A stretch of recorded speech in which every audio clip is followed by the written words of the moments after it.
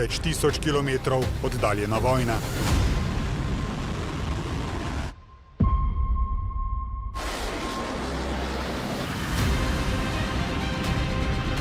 Njen odmev in posledice že mesec in pol čuti ves svet na bencinskih servisih, položnicah za energijo, gospodarstvu, trgovini, kmetijstvu, tudi v Sloveniji. Zdaj sledi spet dviganje cen. Seveda se bojimo, to je za nas velik problem. Dejansko bomo na robu preživetja. Od tega je pa seveda odvisna tudi varnost preskrbe Slovenije. Sigurno gremo v neko globalno ekonomsko krizo.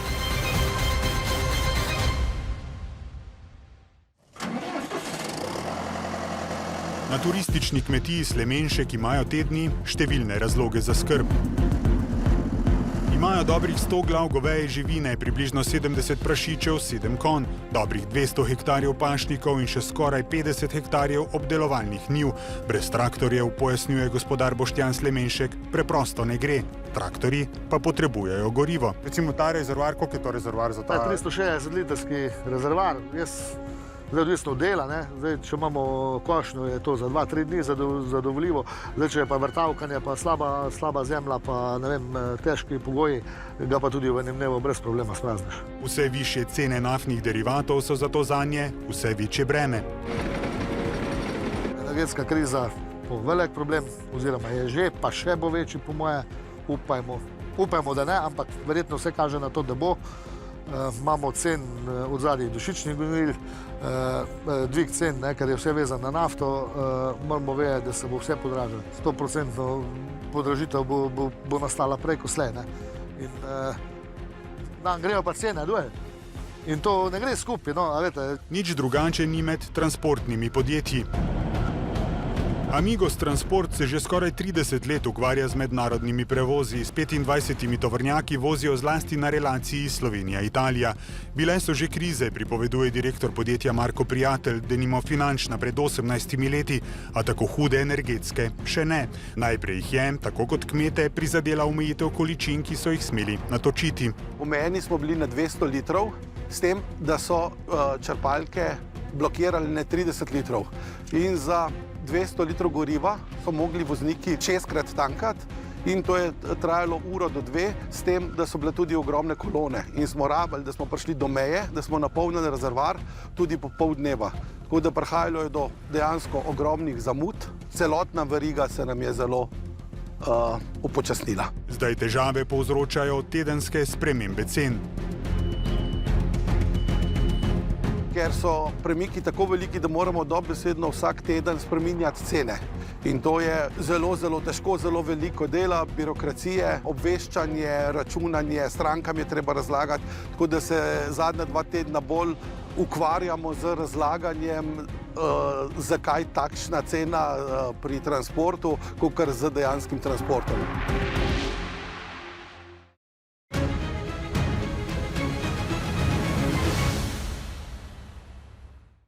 Še dodatna panika je zavladala le 2 dni pred volitvami, ko je več bencinskih servisov ostalo brez goriva. Na Petrolu so zato krivili povečano povpraševanje pred napovedanim dvigom cen goriva, a pojavili so se tudi očitki, da je največji trgovec z naftnimi derivati v državi na določene bencinske servise dostavljal precej manj goriva kot sicer, kar so v družbi odločno zavrnili. Gre v bistvu za neresnične v celoti, neresnične navedbe. Kot smo poudarili in prikazali, smo v maksimalni možni meri z obstoječimi kapacitetami povečali dostavo na naša maloprodajna mesta. Tržni inšpektorji, ki so se na teren odpravili 21. marca in pregledali 41 bencinskih servisov, od tega 38 Petrolovih, so sicer ugotovili, da so bile dobave goriv ob povečanem povpraševanju v 14 dneh res precej manj pogoste, v zadnjih 2 dneh pa ponekod manjše za polovico, drugje celo za 2/3. Petrol še vedno ne izpolnjujejo pričakovanj ljudi niti svojih dolžnosti, zato smo sprejeli celo vrsto sklepov. Sklepi so vam isto posredovani, jaz jih ne bi komentiral, tudi zaradi tega, ker je to v interesu bodočih preiskav. Spor med vlado in Petrolom se je razplamtel že med ukrajinsko energetsko krizo zaradi regulacije cen pogonskih goriv. Državo največji naftni trgovec zato toži za 107 milijonov evrov. Lani so za skoraj mesec dni zaprli 4 manjše bencinske servise. Po dvigu minimalne plače pa napovedali, da bi lahko zaradi bolj stimulativnega poslovnega okolja del strateških razvojnih centralnih funkcij preselili na Hrvaško. Kažejo vsem prebivalkam in prebivalcem, zakaj jim v resnici gre. Za navadno požrešnost po dobičku. Skupina Petrol je lani ustvarila rekordnih več kot 174 milijonov evrov čistega dobička. Pred vojno je skozi dobre 3 km široko plovno pot Hormuške ožine vsak dan potovalo od 17 do 21 milijonov sodčkov nafte, en tanker vsakih 6 minut, podnevi in po noči. Zdaj jih, ker naj bi bilo na območju več kot 5000 morskih min, kljub premirju le kakšnih 10 na dan. To torej viša cene nafte. Posledično, pojasnjuje predsednica Trgovinske zbornice Slovenije Mariča Lah, pa se dražijo tudi druge surovine. Pričakujemo, da se bo relativno hitro, vendar po naši oceni je to nekje recimo v maju, pokazale povečane cene embalaže, predvsem tiste embalaže, kjer je osnova so naftni derivati, in pa na drugi strani naprimer aluminija, tudi aluminijska embalaža za prehrambeno industrijo. To pa bo, če se bo vojna nadaljevala, predvidoma že maja vplivalo tudi na višje cene hrane in drugih izdelkov. Naftni derivati, predvsem kmečka nafta, da tako rečem, bo brez dvoma vplivala na proizvodnjo hrane, ne samo v Sloveniji, pač pa predvsem v proizvajalkah hrane, na katere smo mi vezani. Posledice bodo naprimer tudi v tekstilni trgovini in pa do določene mere tudi pri neprehrambenem blagu, ki je vezan na kontejnerske transporte. Ni se še dobro ustavil en cikel podražitev, že je torej na vidiku nov, je jasen agrarni ekonomist dr. Luka Jovančič z ljubljanske biotehniške fakultete. Ta spirala cen navzgor je neizbežna, glede na dogodke zdaj zadnjih tednov in mesecev. Pravzaprav se še nismo popolnoma pomogli od zadnje, se pravi, ki se je začela leta 2022 in prehranska inflacija, ki je temu sledila. Zdaj seveda je vse odvisno od tega, kaj se bo dogajalo na energetskih trgih. Tega pač žal trenutno ne vemo. Samo v zadnjem letu se je hrana v Sloveniji podražila za skoraj 4%, v zadnjih 5 letih za več kot tretjino. Najbolj prav osnovna živila, meso, kruh in pekovski izdelki, mleko in mlečni izdelki, olje. A medtem, ko je hrana vse dražja, so, tako kmetje, odkupne cene vse nižje. Mleko je padlo za 25%, meso je padlo za 20-30 centov. Sicer ne vemo kako, ker mesa ni, primanjkuje, ampak cene grejo dol. Se pravi, da tu verjetno je trgovec tisti, ko parira vse zadeve in pač reže tudi kmete od tistega dobička, katerega že tak ni. Konkretni izračun, ki ga je sindikat kmetov naredil konec lanskega leta, razkriva, da rejec od prodanega bika 400 kg mesa skupaj z davkom dobi dobrih 2800 evrov, prihodek mesno-predelovalne industrije oziroma trgovine pa je kar 5500 evrov. Moramo povedati, da 10 ali 20 centov tujec plača več in glede v trenutnem stanju 20 centov po biku 500 kg mesa, je to 100 evrov razlike, pa če jih je da 50, je pa to, bi rekel, za gorivo, za lep cajt. Konflikt na Bližnjem vzhodu medtem že viša tudi cene gnojil in drugih za kmetijstvo ključnih surovin. Na trgih z mineralnimi gnojili že prihaja do podražitev.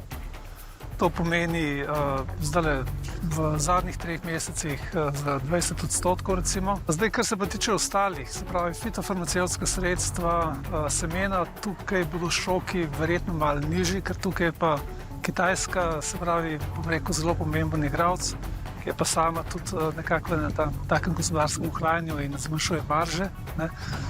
Pa vendarle, smo pred zvišanjem stroškov in to pomeni seveda pač spiralo potem do končnega proizvoda.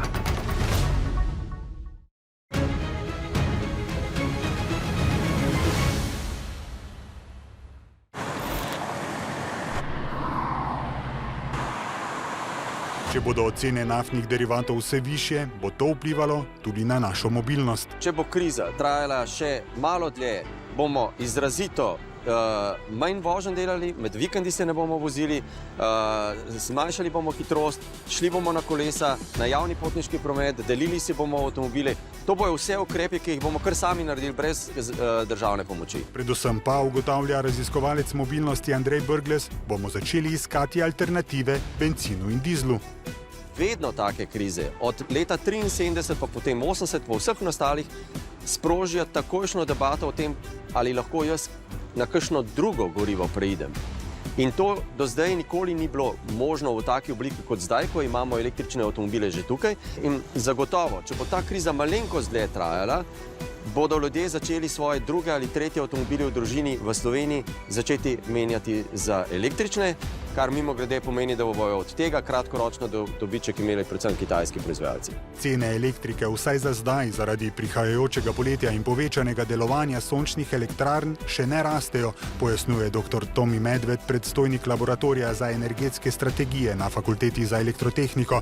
A če se vojna ne konča, se utegne to zaradi višjih cen plina sčasoma spremeniti. Dolgoročno definitivno lahko pričakujemo, da če bo se ta trend nadaljeval, da bodo cene po zimi veliko više. Je pa res, da zaradi našega zelene preobrazbe imamo pa vsaj teh pol leta od marca do nekje oktobra, septembra bi pa znali imeti relativno nizke cene na elektriki.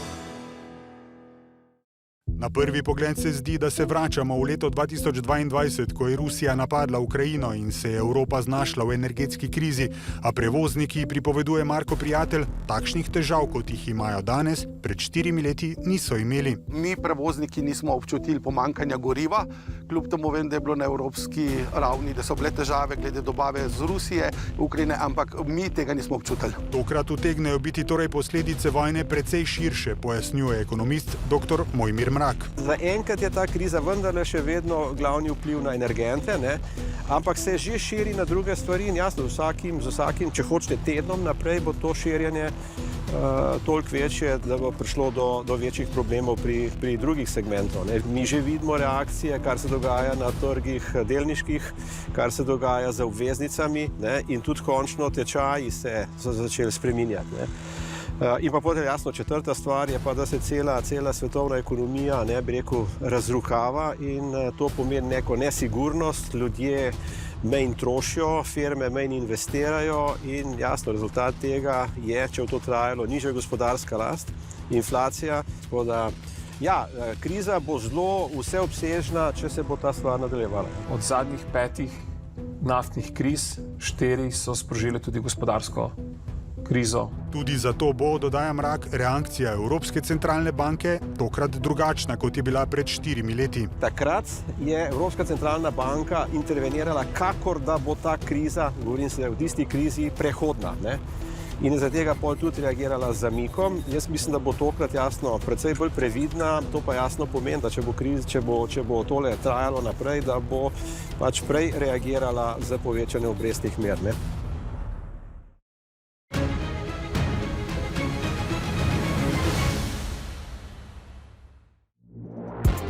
Kaj torej storiti, da bi, če se razmere ne umirijo, zajezili draginjo? Kmetje predlagajo znižanje trošarin pri gorivu za kmetijstvo.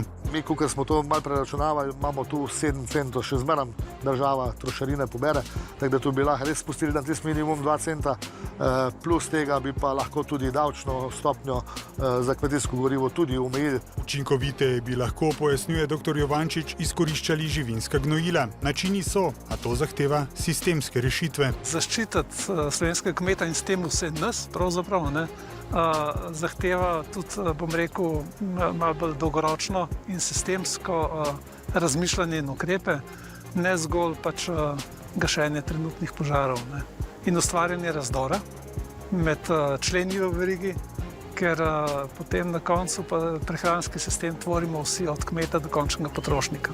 Na mizi je tudi predlog o znižanju davka na dodano vrednost za osnovna živila. Bi bilo modro v tem trenutku, da bi tudi Slovenija pristopila k temu. A tako bogatih pomoči kot denimo ob epidemiji si ne Evropa ne Slovenija tokrat, je jasen dr. Mrak, ne moreta privoščiti. Mi smo po tisti COVID krizi, če se spomnite, kar precej bogato fiskalno pomagali tako gospodarstvu kot prebivalstvu. To je bilo tudi v tisti situaciji prav.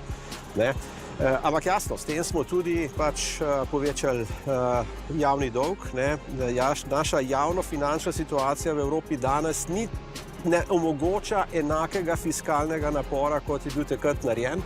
Bi bilo pa za Slovenijo zelo pomembno, da bi imela operativno vlado, ker potreba pa stvari kaj bolj drugače zares prijeti. Dolgoročno bo treba predvsem investirati v nove vire energije.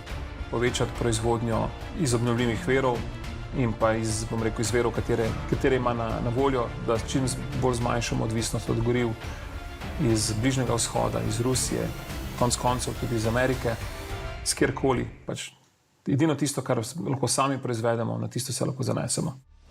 To bo nujno tudi pri mobilnosti. Alternativna goriva, ne samo elektrifikacija. Elektrifikacija je en del naše evropske zgodbe. Druga je verjetno vodik, čeprav ni idealna rešitev, ampak je za Evropo relativno blizu, tudi plin v nekih razmerah. Predvsem pa moramo vedeti, da tale kriza zdaj, nepotrebna kakor sama po sebi je spomnila nas na to, kar že nekaj časa vemo. In to je, da se bomo mogli v Evropi energetsko osamosvojiti.